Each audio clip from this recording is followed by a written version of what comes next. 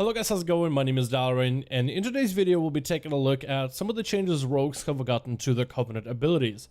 I made a brand new rogue so I can test them out, and I'm going to be doing this on Outlaw because the training dummies in this testing area are kind of broken. You'll see what I mean. But it looks like Blizzard has gone and changed a few things for rogues when it comes to the Covenant abilities. Primarily, they changed to Flagellation, they changed to Sepsis, which is quite huge, the carrying nerf, as well as a change to the bone spike, mostly from the conduit itself. But it looks like Blizzard is going on and balancing more abilities, and I wanted to cover what the rogue update has been this week. So when we go on over to Tal in Nara to start the quest to choose our Covenant, it actually lets us pick which Covenant ability we want to test. So right now already gives me the Ventir ability, but we'll first start off with the Kyrian. We'll go to the Fae, the Ventir, and finish it off with the Necrolord. So a couple things that happen. The Kyrian ability for the it's called the Echo and Reprimand. The Kyrian Covenant ability has been quite strong, and I really do mean really strong, to the point where just about every rogue is playing Kyrian right now, whether you're sub, Assassination, Outlaw, whether it is the Soulbind itself that's really strong for the Kyrian, or the actual ability itself. So Echo and Reprimand together with a Soulbind, mostly from Pelagos, as it gives you lots of mastery, quite a bit of versatility. This ability dealt quite a bit of damage and generated a lot of common points. Blizzard made it stronger, and the mastery buff to Pelagos became a lot more prominent, where everybody, not just rogues, flocked to the Kyrian. And now they're having to go back and nerf it a little. So Echo and Reprimand has gotten nerfed. A couple things about it: it only now generates 2 common points when you use this ability. It still gives this anima charge common points, so your next finisher on that common point will be acting like as if it just consumed 7 common points. The ability itself, damage-wise, has also been quite reduced. Originally, this ability was pretty bad because of its low damage, so hopefully Blizzard isn't under-tuning this ability too heavily right now. But yes, it looks like they are going to be kind of tuning this ability back down. And I guess together with the Kyrian Covenant Pelagos change, the actual Soulbind, the ability is now maybe a little too lucrative. And yeah, so even right now it says here it awards 3 common points, which does seem like a bug in the tooltip. It should only award me 2, so I have 1 common point right here. Actually, no, it's because of the roll the bones, isn't it? Yeah, so I guess as an outlaw with broadsides, you could generate 4 common points. I didn't even think about that. But yeah, now it just gives you 2 common points. 2 common points might actually be easier for you to try to line up this anima charge common point, because it's a bit of an RNG, depending on the spec that you play, of course, whether you can properly land on this anima charge common point for the most amount of damage increase. So that's going to be a pretty big hit for the Kyrian, but I don't think Kyrian rogues are going to see that much of a damage reduction overall. Then we got the Sepsis ability, which has also changed quite a bit. Sepsis now will no longer make you vanish. It has been redesigned a little bit, and one of the things that people hated about, particularly when questing through the zone of Ardenweald, is the fact that Sepsis would force a vanish your rogue. And now no longer does that. It's a 1.5 minute cooldown still, costs the same energy. I think it does a little more damage this update.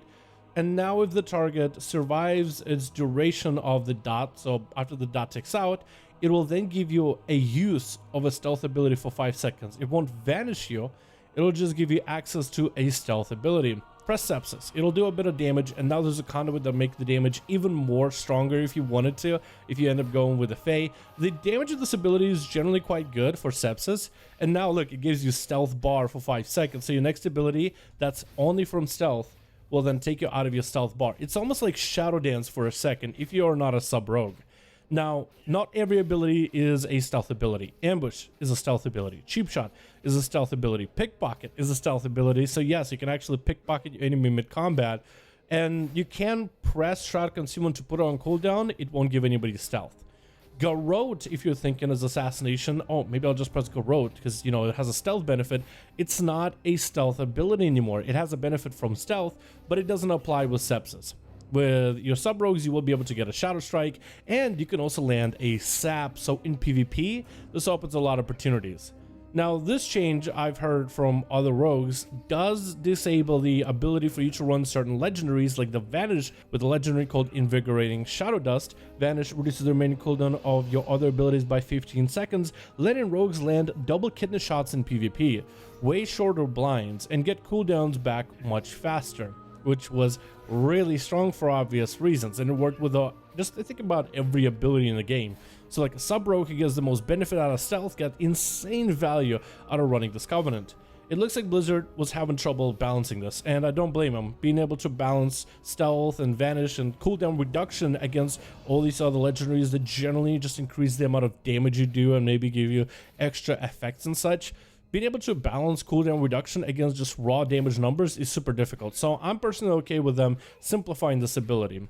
And it still keeps the awesome aspect of PvP for this ability, where you can land those saps out of a blind or out of a stun. You can go for cheap shots, and it doesn't disrupt the general gameplay whether you are inside a dungeon, raid, or even just world questing, which I think is simplification probably was necessary.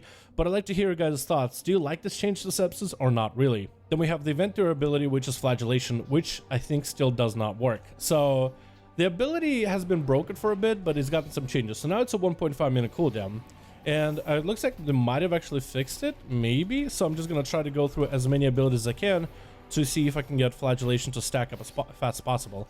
So to reduce how many stacks it can get and how long it lasts on an enemy, I think portion of that playstyle stayed, but the other portion did not. So you can get it to 30 stacks and I think higher, and it's supposed to give you a haste buff afterwards. But right now this ability doesn't work, it's still a little broken. On this rogue, I can put the debuff on the enemy that will deal the lashing damage.